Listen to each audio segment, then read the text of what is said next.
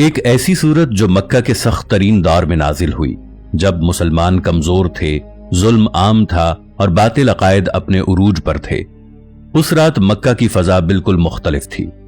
دن بھر کے شور شرابے کے بعد اب ہر طرف خاموشی تھی۔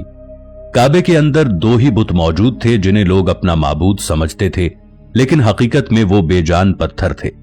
کسی کو خبر نہیں تھی کہ آسمانوں میں ایک بہت بڑا روحانی نظام متحرک ہونے والا ہے۔ اسلامی روایات میں بیان کیا جاتا ہے کہ اس موقع پر سورۃ الانعام مکمل طور پر ایک ہی وقت میں نازل ہوئی۔ یہ کوئی عام نزول نہیں تھا، بلکہ ایک ایسا واقعہ تھا جس کی شدت اور عظمت کو انسانی الفاظ میں مکمل طور پر بیان کرنا مشکل ہے۔ اسی حوالے سے ایک بات مشہور ہے کہ اس سورت کے نزول کے ساتھ فرشتوں کی ایک بڑی جماعت بھی نازل ہوئی، جن کی تعداد روایتی طور پر 70,000 بیان کی جاتی ہے۔ لیکن یہاں اہم بات سمجھنا ضروری ہے کہ یہ عدد بنیادی طور پر کثرت اور عظمت کو ظاہر کرتا ہے، نہ کہ صرف ایک عددی گنتی کو۔ اب سوال یہ پیدا ہوتا ہے کہ آخر اتنے فرشتے کیوں نازل ہوئے؟ اس کا جواب اس سورت کے مقام اور اس کے پیغام میں چھپا ہے۔ سورۃ الانعام توحید کا ایک بہت طاقتور اعلان ہے۔ یہ سورت انسان کو سیدھا اس کی اصل حقیقت کی طرف لے جاتی ہے۔ یہ سوال اٹھاتی ہے کہ کائنات کو کون چلا رہا ہے، زندگی اور موت کس کے ہاتھ میں ہے، بارش کون برساتا ہے اور رزق کون دیتا ہے۔ یہ وہ بنیادی سوالات ہیں جن کا جواب انسان اپنے ارد گرد ہر لمحے دیکھتا ہے، لیکن اکثر انہیں نظر انداز کر دیتا ہے۔ اس سورت کے نزول کے وقت مکہ میں شرک اپنی انتہا پر تھا۔ لوگ مختلف بتوں کو خدا مان رہے تھے اور اپنی عقیدت کو ان بے جان مجسموں میں تقسیم کر چکے تھے۔ ایسے ماحول میں یہ سورت ایک زبردست فکری انقلاب کی طرح نازل ہوئی۔ اسی لیے روایتی انداز میں یہ بیان کیا جاتا ہے کہ اس سورت کے ساتھ فرشتوں کی ایک بڑی جماعت نازل ہوئی تاکہ اس پیغام کی عظمت اور اس کے مقام کو ظاہر کیا جا سکے۔ یہ منظر دراصل اس بات کی علامت تھا کہ جو کلام نازل ہو رہا ہے وہ کوئی عام انسانی کلام نہیں، بلکہ آسمانی حقائق کا اعلان ہے۔ یہاں ایک اور اہم پہلو سمجھنے کی ضرورت ہے۔ نبی کریم حضرت محمد صلی اللہ علیہ وآلہ وسلم پر وحی کا نزول ہمیشہ ایک خاص کیفیت پیدا کرتا تھا۔ بعض اوقات شدید سردی کے باوجود جسم پر پسینے کے قطرے آ جاتے اور بعض اوقات وحی کا بوجھ اتنا محسوس ہوتا کہ ماحول بھی اس کی شدت کو محسوس کرتا تھا۔ اب جب ایک مکمل صورت نازل ہو رہی ہو جس میں توحید کے بنیادی اصول، شرک کی نفی اور کائنات کے نظام پر سوالات اٹھائے جا رہے ہوں تو اس کی عظمت کا اندازہ لگانا آسان نہیں۔ یہ صورت صرف الفاظ کا مجموعہ نہیں تھی، بلکہ ایک مکمل نظریاتی انقلاب تھی۔ اس میں انسان کو اس کی عقل، اس کی فطرت اور اس کے ارد گرد موجود کائنات کے ذریعے سوچنے پر مجبور کیا گیا۔ سورۃ الانعام میں بار بار یہ سوال اٹھایا گیا کہ اگر تمہارے یہ معبود کچھ نہیں کر سکتے تو پھر اصل طاقت کس کے پاس ہے؟ کون ہے جو مردہ زمین کو زندہ کرتا ہے؟ کون ہے جو دن کو رات میں بدلتا ہے اور رات کو دن میں؟ کون ہے جو نظام کائنات کو ایک ترتیب کے ساتھ چلا رہا ہے؟ یہ سوالات مکے کے سرداروں کے لیے بہت بھاری تھے، کیونکہ ان کے پاس ان کا کوئی منطقی جواب نہیں تھا۔ اسی صورت میں حضرت ابراہیم علیہ السلام کا واقعہ بھی بیان کیا گیا، جس میں انہوں نے ستارے، چاند اور سورج کو دیکھا اور پھر یہ نتیجہ نکالا کہ جو چیز غروب ہو جائے وہ تو معبود نہیں ہو سکتی۔ یہ واقعہ دراصل توحید کی فکری بنیاد کو مضبوط کرتا ہے۔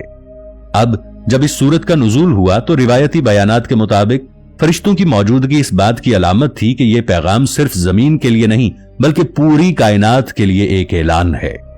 یہ وہ لمحہ تھا جب آسمان اور زمین کے درمیان ایک عظیم رابطہ قائم ہوا۔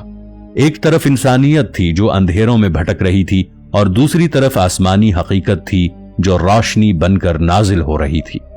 مکے کے لوگ اس وقت اس حقیقت سے بے خبر تھے کہ جو کلام ان کے سامنے نازل ہو رہا ہے وہ ان کی سوچ، ان کے عقائد اور ان کے نظام کو ہمیشہ کے لیے بدل دے گا۔ یہی سورۃ الانعام کا اصل معجزہ ہے۔ یہ صرف ایک سورت نہیں بلکہ ایک فکری انقلاب ہے جو آج بھی انسان کو یہ سوال کرنے پر مجبور کرتا ہے کہ اس کائنات کا اصل مالک کون ہے۔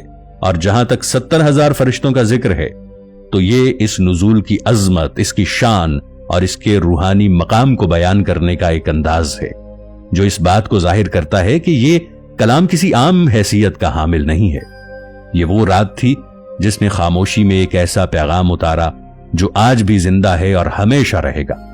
سورۃ الانعام کا پیغام اب صرف ایک واقعہ نہیں رہا تھا بلکہ ایک سوچ بن چکا تھا۔ یہ سوچ لوگوں کے ذہنوں میں بار بار سوال پیدا کر رہی تھی۔ وہ لوگ جو پہلے بغیر سوچے سمجھے اپنے عقائد پر چل رہے تھے اب رک کر سوچنے لگے تھے کہ کیا واقعی وہ درست راستے پر ہیں۔ مکے کے کچھ لوگ تو اس کلام کو سنتے تو ان کے اندر ایک عجیب سا اضطراب پیدا ہوتا، وہ اسے رد بھی نہیں کر سکتے اور قبول بھی نہیں کرنا چاہتے تھے۔ یہی وہ کیفیت تھی جس نے اس پیغام کو مزید طاقتور بنا دیا، کیونکہ بعض اوقات الفاظ نہیں بلکہ سوال انسان کو توڑتے ہیں۔ یہاں 70,000 کو صرف ایک عدد سمجھنا اصل مقصد نہیں، بلکہ یہ تو ایک سمبولک ایکسپریشن ہے، یعنی اتنی بڑی تعداد کہ انسانی ذہن اسے مکمل طور پر تصور بھی نہ کر سکے۔ اس کا مطلب یہ لیا جاتا ہے کہ اس وقت جو وحی نازل ہو رہی تھی وہ اتنی عظیم، اتنی بلند اور اتنی جلال والی تھی کہ اس کے ساتھ فرشتوں کی ایک غیر معمولی کثرت کا ذکر کیا گیا تاکہ انسان یہ سمجھ سکے کہ یہ کوئی عام پیغام نہیں ہے۔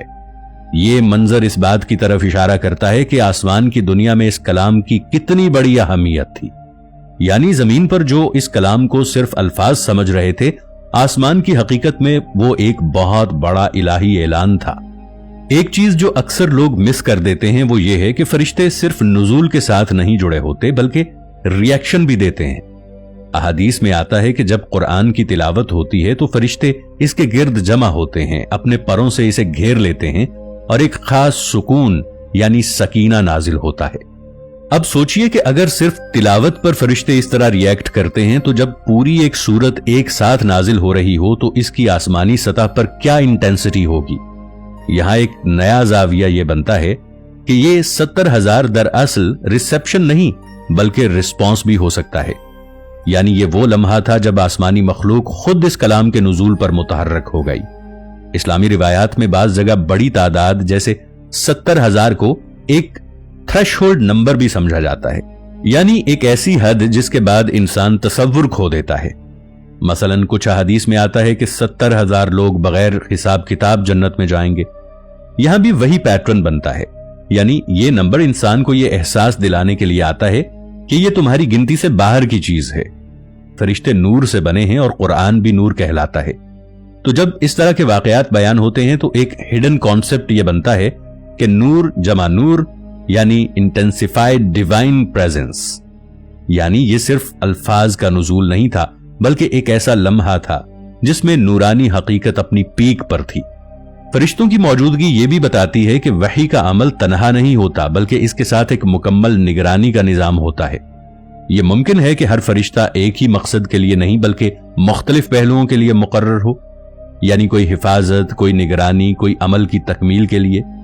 فرشتوں کا ذکر یہ بھی ظاہر کرتا ہے کہ یہ پیغام کسی عام راستے سے نہیں بلکہ ایک محفوظ راستے سے منتقل ہوا۔